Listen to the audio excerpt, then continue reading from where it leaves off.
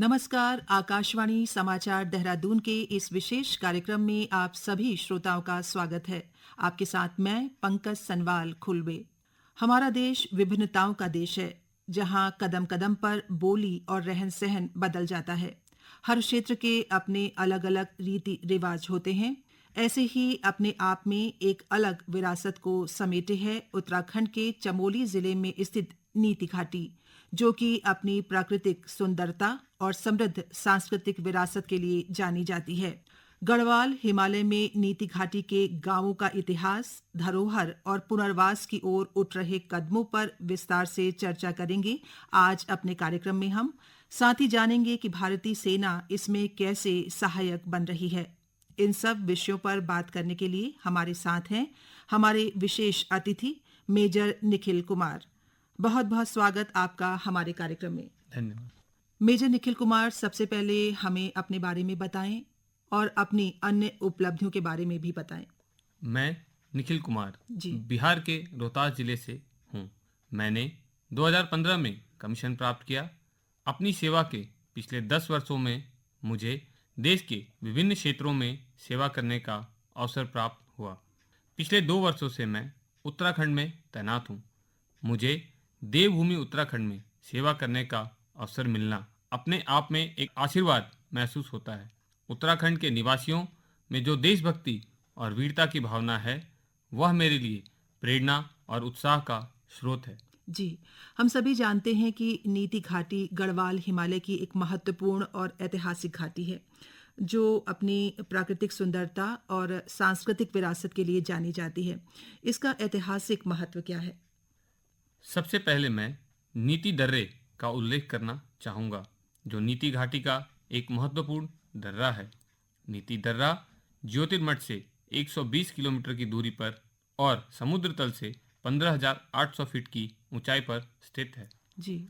इस दर्रे का ऐतिहासिक महत्व भी है, क्योंकि इसका संबंध कैलाश मानसरोवर यात्रा से है। यह दर्रा महान हिमालय की ज़ंस्कार पर्वतमाला पर स्थित है। यह दर्रा पंचशील समझौते के तहत व्यापार के लिए स्वीकृत मार्गों में से एक था। सन 1962 के युद्ध से पहले इस दर्रे का उपयोग भारत और तिब्बत के निवासियों के बीच व्यापार के लिए किया जाता था। हालांकि 1962 के युद्ध के बाद इस व्यापार को बंद कर दिया गया।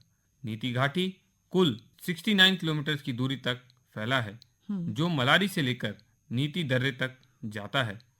यह संकीर्ण घाटी, जो अधिकांशतः धौली गंगा के किनारे स्थित है, धौली गंगा के अलावा अमृत गंगा और गणेश गंगा अन्य सहायक नदियां हैं। इस घाटी में मुख्य रूप से भोटिया समुदाय के लोग रहते हैं। यह घाटी अद्भुत प्राकृतिक सुंदरता से भरपूर है, जो इसे प्रकृति प्रेमियों और साहसिक गतिविधियों के शौकीन के लिए एक आदर्श स्थान बनाता है। यह घाटी हालांकि गढ़वाल क्षेत्र का हिस्सा है, अपनी अनूठी ऐतिहासिक और पौराणिक महत्व को बनाए रखती है, जिसे कहीं नीति कहाँ माणा, एक श्याम सिंह पटवारी ने कहाँ कहाँ को जाना, जी। इस वाक्य से उचित रूप से व्यक्त किया गया है। इस गांव में पर्यटन के विकास की विशाल संभावनाएं हैं, विशेष रूप से प्रसिद्ध मंदिरों और विभिन्न साहसिक ट्रकों जैसे बुंदरखाल ट्रैक। जी, मेजर निखिल, नीति घाटी के गांवों की अगर हम बात करें तो वहां रहने वाले लोगों की जीवन शैली किस प्रकार की है? नीति गांव नीति घाटी का पहला गांव है और इसी के नाम पर नीति दर्रे का नाम पड़ा। यह गांव ज्योतिर्मठ से 85 किलोमीटर की दूरी पर स्थित है तथा यह समुद्र तल से लगभग 11,316 फीट की ऊंचाई पर स्थित है।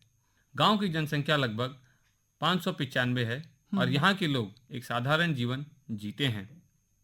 वे मुख्य रूप से विभिन्न सरकारी विभागों में कार्य करते हैं और गर्मियों के मौसम में कृषि का काम भी करते हैं।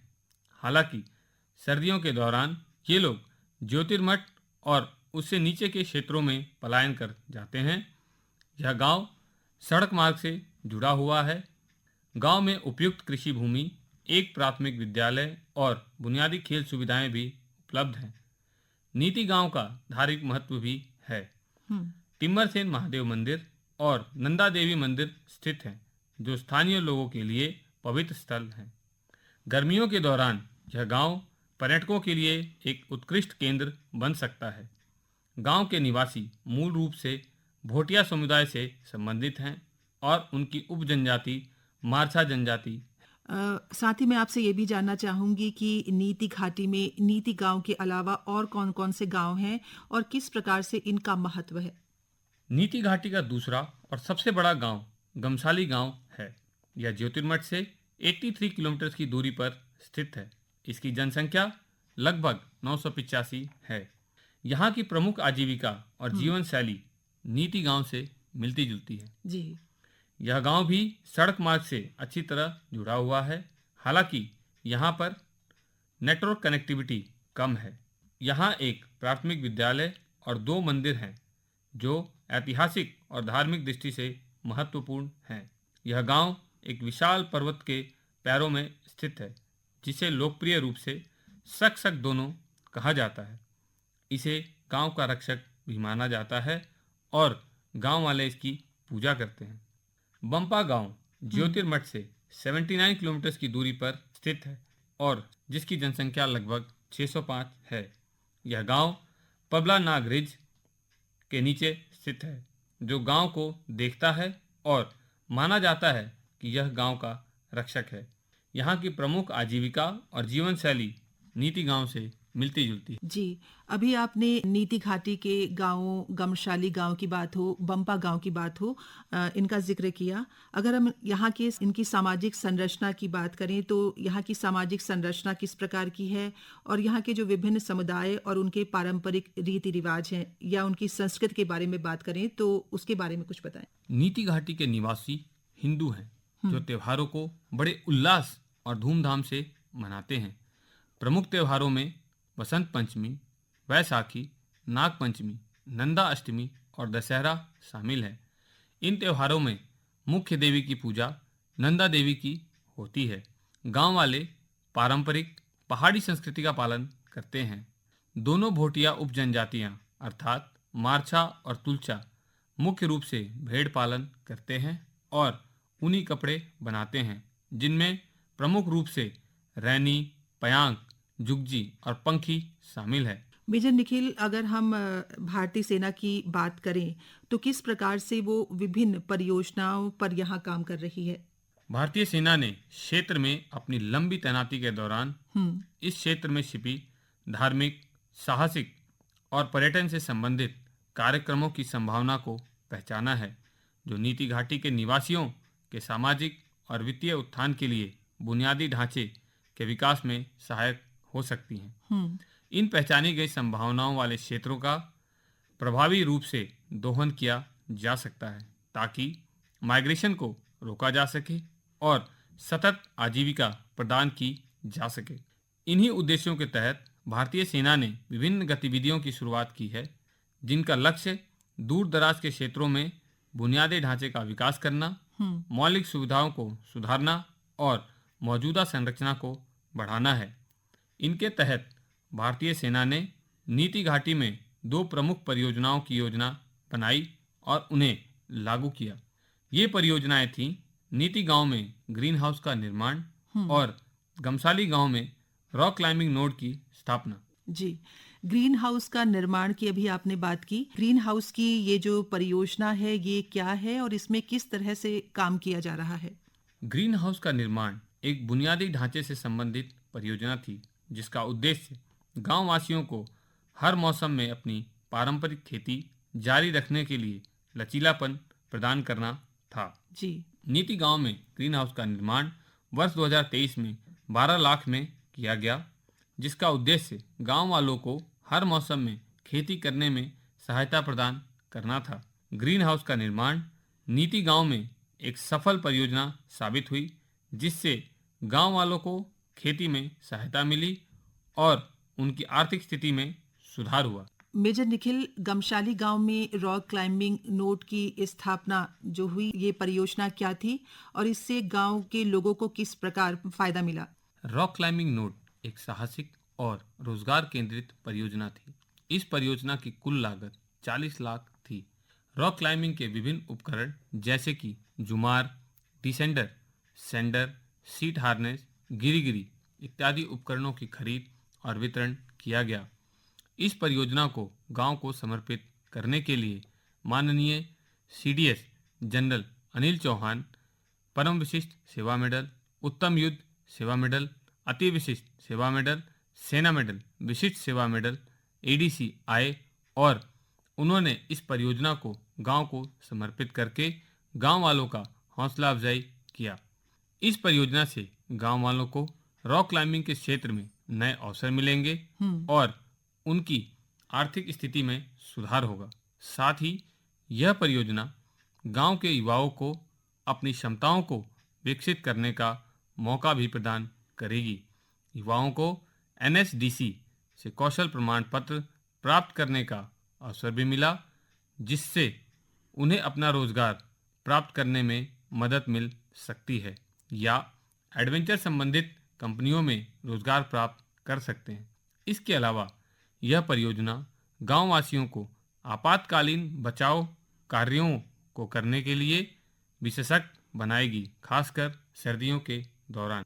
प्रवास के दौरान हम देखते हैं कि घाटी के लोग शीतकाल में अपने पारंपरिक निवास स्थान से दूसरे स्थान या निचले इलाकों में प्रवास के लिए चले जाते हैं। तो क्या मुख्य कारण है नीति घाटी के स्थानीय निवासियों के प्रवास के? गढ़वाल क्षेत्र हिमालय पर्वत श्रृंखलाओं पर स्थित है, जो कठोर सर्दियों, सीमित सड़क मार्ग, एकल और एकांत घाटियों और कम कृषि उत्पादन के लिए जाना जाता है। इसके परिणाम स्वरूप इस क्षेत्र ने निवासियों को सतत आजीविका प्रदान नहीं कर पाते। इसके अलावा स्वास्थ्य सुविधाओं और शिक्षा व्यवस्था की कमी स्थानीय जनसंख्या के लिए समस्या को बढ़ाती है। इसलिए बेहतर भविष्य और विश्वसनीय अवसरों की तलाश में लोग मैदानी क्षेत्र में प्रवास करते हैं और वहीं बस जाते हैं। जी, भारतीय सेना नीति घाटी के विकास के लिए किस तरह से कार्य कर रही है और क्या विचार और योजनाएं इसको लेकर हैं उनकी?